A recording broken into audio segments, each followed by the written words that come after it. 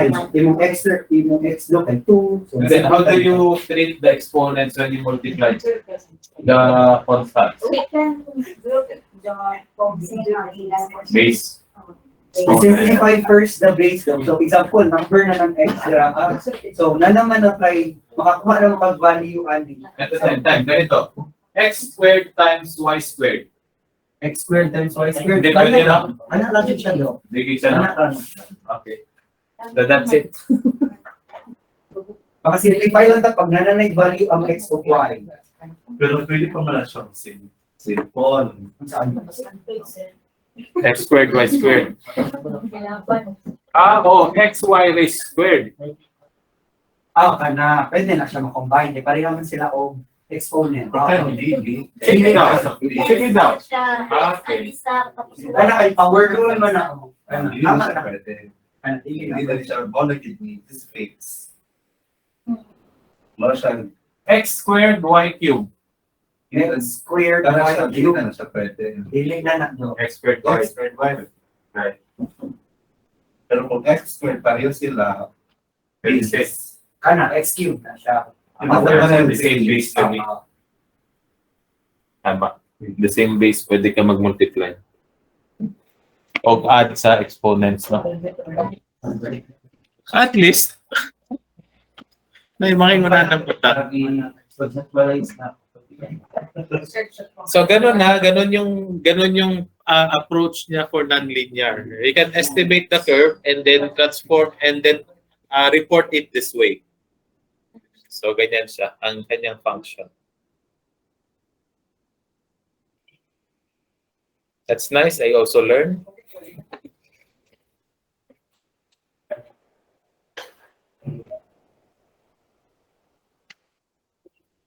I think we can stop here. We have 10 minutes left. If you have clarifications, tapos na rin yun eh. No? End na rin tayo dyan sa module 2. Next time, we'll have the module 3. Ano ba ang module 3? Parang software na itong module 3 eh. CSS. No? So, kailangan na siguro natin ng face-to-face sana dito. Sige, magbigay na lang ako ng ayan nga yung mga equations. Andiyan pala yung tama ba itong exponential trend na to? Wala. Wait.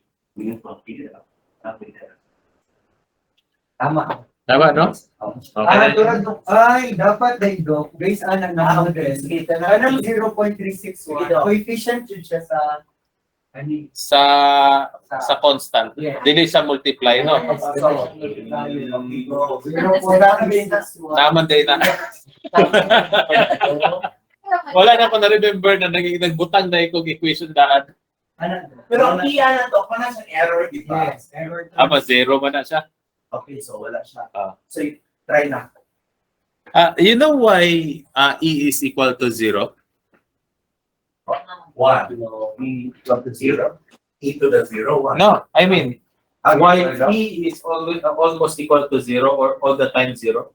Kaya hindi siya nare-report doon sa equation. Di ba equation natin ganito lang? Saan yung E? Kita niyo yung equation? 699.4 plus 7.5p. Saan yung E? Kasi in-assume na ang E is equal to 0.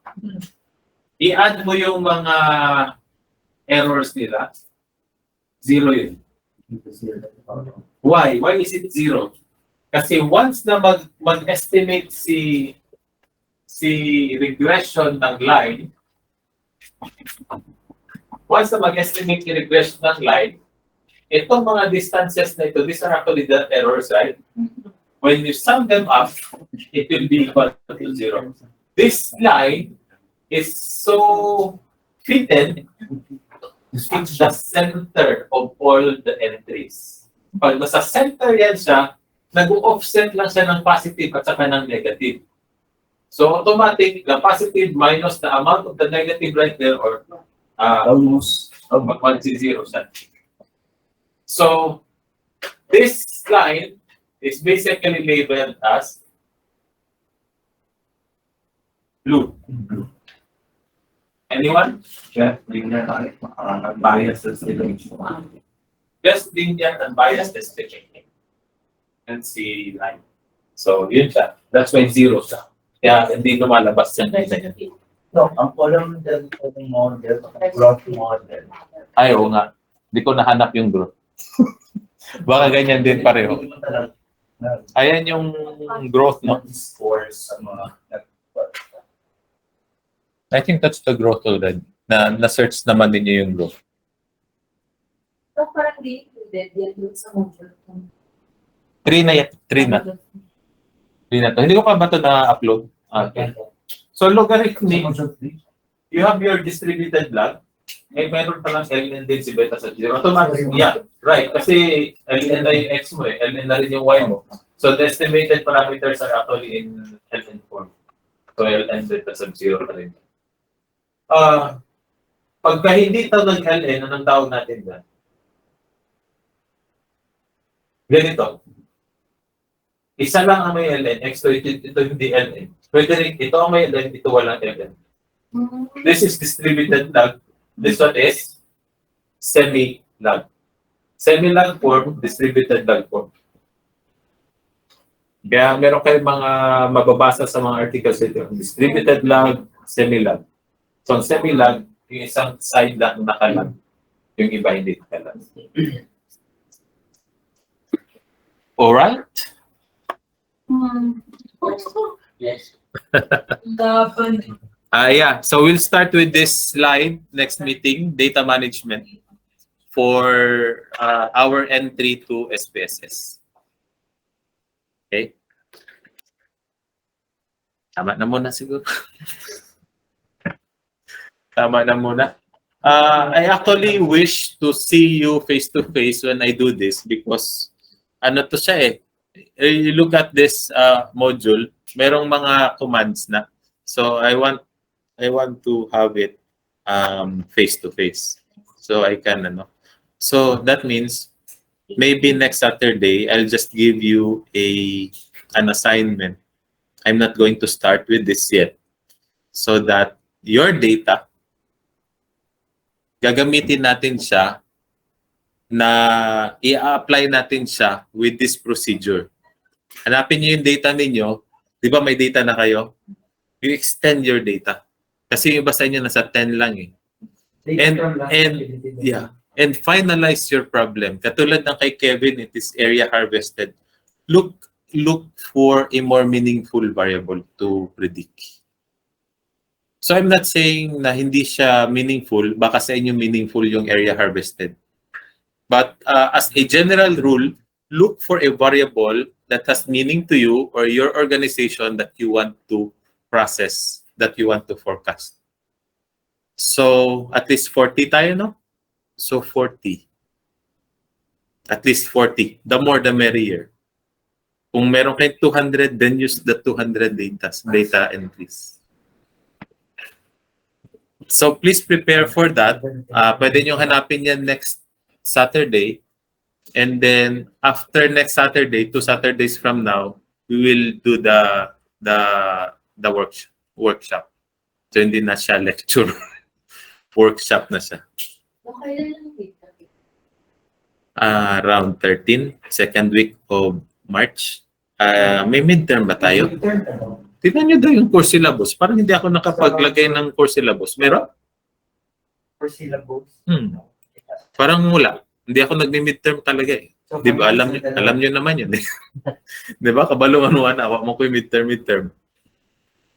So sa course syllabus, I'm not sure na merong Pero kita daw, pilit na mag-midterm. Okay. Pale, finance, term later na diretso. may final exam. Required talaga siya. Summative assessment on the last part. So final exam plus term paper daw, tama ba? Yeah. Okay. Final exam daw is face-to-face na. Yeah, face-to-face na. One Saturday lang. One Saturday lang. Last time, ang final exam is 1 week. one week. Amo ba gani o pakasubmit ang final exam? Oo. Sige. Ano sa na final do? May 20. Advance ka si Ma'am Dio. Date ang ginagantay. March, April, May, we have 3 more months. Lagi, dapat paspasan na po lagi na to. Dali naman lang pagka nanata sa software application. Dali na lang.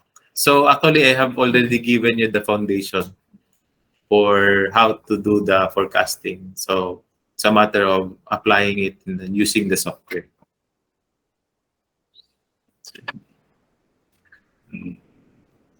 All right. So let's take a break. That's for today. Nice session with you, everyone. I enjoyed the instant lesson from